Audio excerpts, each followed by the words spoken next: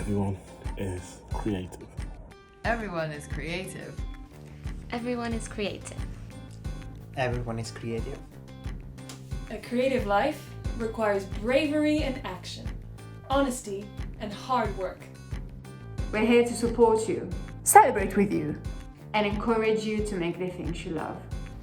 We believe in the power of community. We believe in giving a damn. We believe in face-to-face connections, in learning from others, in jazz hands and virtual claps. We bring together people who are driven by passion and purpose. Confident that they'll inspire one another. And inspire change in neighbourhoods and cities around the world. Everyone is welcome.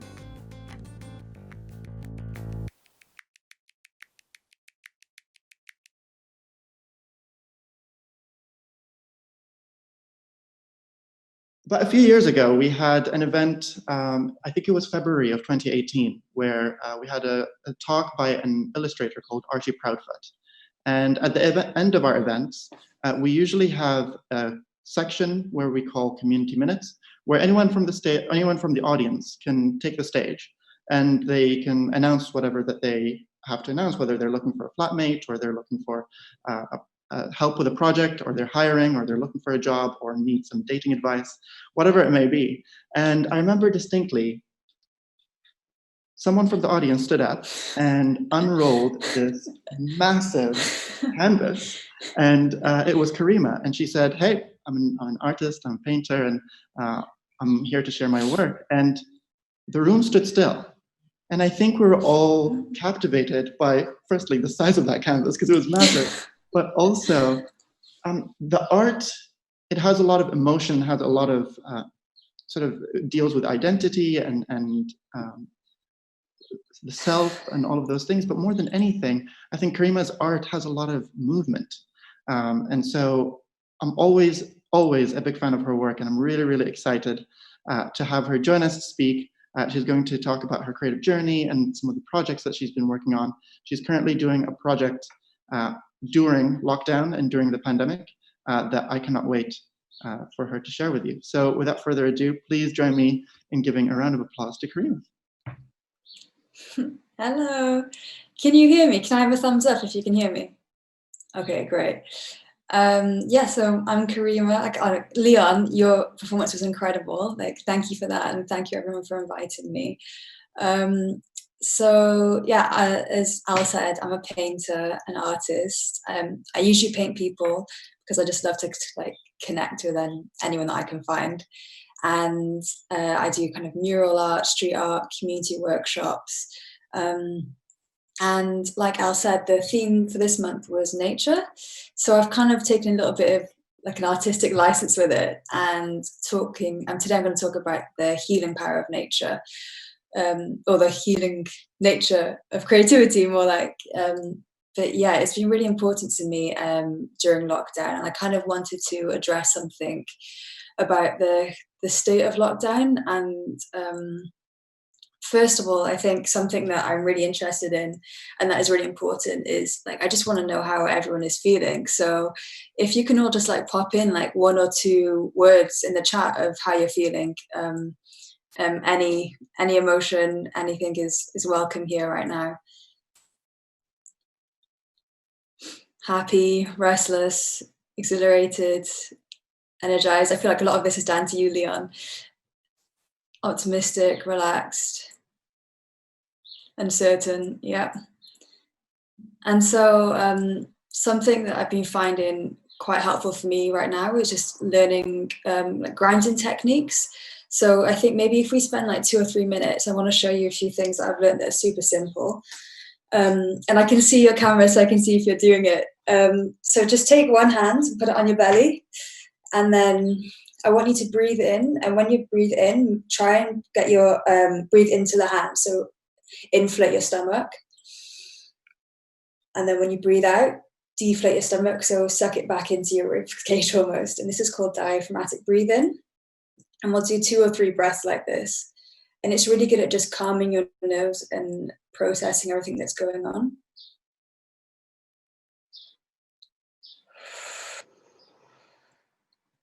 And something else I've learned is if we carry this on, and it's called the 4-7-8 principle. So you breathe in for 4 counts, you hold for 7, and then you let go for 8. But sometimes that's a bit difficult, especially in the morning after the hype of Leon.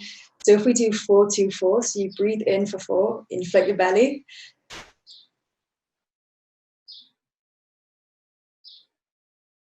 and then out for 4.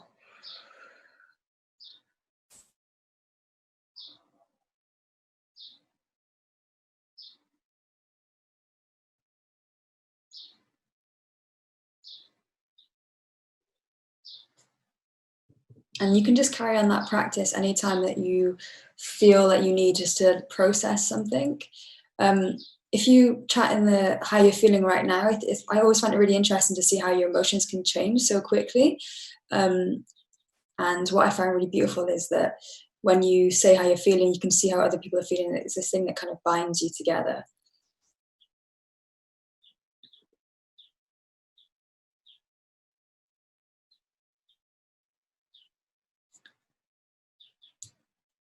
So for anyone who's just kind of entering, I'm going to be talking to you today about the power of creativity. And something that I kind of want to start talking about is my own personal experience. Calm, relaxed, nice. So basically, let's take it 2 months before when lockdown was just starting. I'm a freelance artist, so a lot of my jobs that I get are contract-based, short-term, and I do a lot of kind of like 0-hour contracts just to keep things afloat so I can focus on my art. So at the start of lockdown, a lot of my work was cancelled and I went into a little bit of like a panic mode.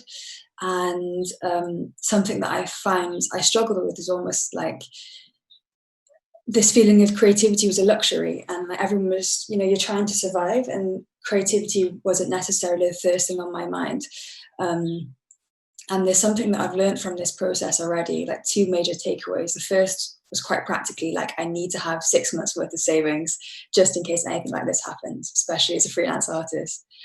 But the second thing, which is more kind of poignant, which is something that I knew already, was well, basically 10 years before, I listened to this Neil Gaiman talk, and at the end of the talk, he said something which was make good art. And it sounds so simple, make good art, but it was, he said, make it in the good times and make it in the bad. And this is something that like has got me through death in the family, has got me through low points, high points. It's always like, how can I express myself through art? And I think that's where I kind of went back into my fire and found my spirit and was like, okay, how can I make art from this situation? So if I want to share with you the project that I'm doing right now, which is called Strangers in My Blood. So if you can see, can you see this? Can I get a thumbs up? Okay, great. So Strangers in My Blood is a project where basically I'm asking people in lockdown, super simple, how they're feeling. And I'm asking people to send me in selfies of what their lockdown looks like for them and painting them. And it's really beautiful because it gives me a chance to connect to people who I wouldn't usually connect to, that are even strangers, and this project is taking on a life of its own. And what's so interesting is that I'm finding that there are these kind of like commonalities between feelings and between how people are processing what's going on right now. You know, Christina said, I'm feeling restless but hopeful. Sam is like, I've worked so hard and I'm losing projects, but I'm feeling kind of getting back to myself. And what's really interesting for me doing this is that I get to practice my craft every day and paint something and give something to people, like a souvenir almost of this time. But for the strangers, they get to kind of have their feelings validated, which is really a beautiful thing. Something that I've learned, which is basically that there is truly no right way to feel like at this moment. Some people are saying that they feel bad about feeling good. Some people are saying they feel bad about feeling bad. Some people, I think, because we're almost like the first generation of the self-help movement, we are the first generation to have feelings about feelings, which is quite an unusual experience. And I think we're all processing that. And yeah, I think that's like so beautiful to be able to offer my art in exchange for something and to feel connected. And this project has really taken on a life of its own. But to be totally frank and honest, it wasn't so easy as, yes, I've got this spark and I'm going to do it. Like, I had this project idea back in February, but it was almost not sticking. And I don't know if you ever had that with a creative project where you try it and it's just not really quite right and it's not quite poignant. And I spoke to my friend Sam, who's like my kind of creative accountability partner. And he said to me, you have to do it, you have to do this project.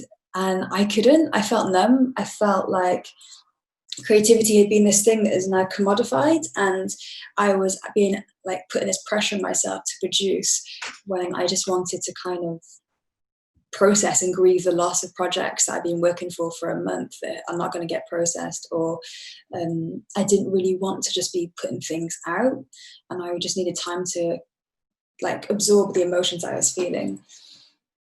And I was frustrated that like creativity has now become this thing that is just being used to like make content on Instagram and being consumed. And what I did that, yes, Bianca, I'm looking for more subjects. The one thing that I did was I started thinking not about creativity, but doing things that brought me joy. So I was like, okay, make a cake, dance in my room, skip in the garden. And these were like mini gateway drugs into creativity until like a week or two later, I found my spirits were getting back and I could get into painting. And I remembered like, that's the thing that brings me joy. It's the thing that makes me feel like I'm doing what I'm meant to be doing in life. And then I was like, okay, I have to make sure that I remind myself that this is my passion, my purpose. And yeah, like one thing that I kind of want to talk about, when I said at the beginning that quote, make art in the good times and the bad, is because I've kind of reached a few low points in my life and I've used that as a thing to, like a life raft almost. And basically I wasn't actually ever, like as Freeborn Liv said, are you self-taught, have you studied? No, I'm self-taught. So that was a huge thing for me to overcome, was the fact that I grew up in a family that were so beautiful, so supportive, but didn't see creativity as a viable option. You cannot be creative, you cannot earn money from being creative, and it's a dangerous path. And so I would basically didn't know how to express myself because we didn't really have any like emotional flex in my family either. So I would express myself through drawing, but it wasn't quite understood. And I didn't know that was a thing. I just thought that's what everyone did. And I studied architecture because that was like the closest thing to creativity, whilst being accepted by my family and being kind of encouraged. And I think, you know, when life, like it hits you little whispers and then things compound like events, and then you can't ignore it. And I had that bit of like one of those moments in 2018 where like there was a lot of transitions going on in life and loads of things were happening to me that I couldn't run away from. And I didn't realize it, but now looking back, I was kind of at work drawing underneath my desk. I would wake up at 3 a.m. having to paint. I had blocked everyone out because I didn't want to show them the kind of the loneliness I was going through. But I still turned to painting, and I was kind of went back to drawing, and I was following dancers around and just drawing them in the rehearsal, which is kind of weird for like someone who wasn't a painter or an artist to do, but I just felt like I was following my curiosity. And basically it boiled down, I think for me, to this point in 2018 where I was in a hospital bed, and I remember the nurse coming up to me, going to put an IV drip in my hand, and the whole room was spinning around me and everything was going so fast. And the nurse asked me who is going to pick me up when after I'm sedated, after the hospital, because I was going through a cancer scare. And I hadn't told anyone because I didn't want to be a burden. And the only thing I was doing was painting. And I was like, you know what, if everything's okay after this, I'm not waiting for retirement to do this thing that I love, that I know I should be doing. Like if everything's okay, I'm just going to see how it goes for 3 months. And like, lo and behold, you know, that was like the license that I needed to give myself, those 3 months. And yeah, like basically I just kind of didn't tell anyone because I knew that there was so much inner critic that I had to overcome that was kind of mirrored in my family and my support system, that I wouldn't be able to overcome that fear. So I just used all the drawings I had made in the random times when I was in work underneath the desk, apply for residencies, somehow got a residency in New York, and then the rest was kind of history, you know, in a cliche way. So I can also show you some, so basically, I think it's quite interesting to show you a bit of the evolution of my artwork. So, as Al said, I found it really easy to show expression and emotion. And these were some of the first paintings that I did when I got to New York, just from my own gut instinct. Can you see this? I just want to, yeah, okay, perfect. And then when I was in New York, I started making friends, and I was, for the first time ever in my life, surrounded by artists. And that was so liberating, because everything that I was like harboring inside myself, I saw reflected outwards. And that feeling of belonging was beautiful.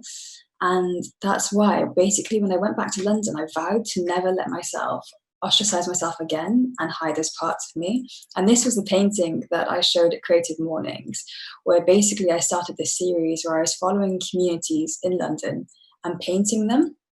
And this is actually one from Creative Mornings that I made.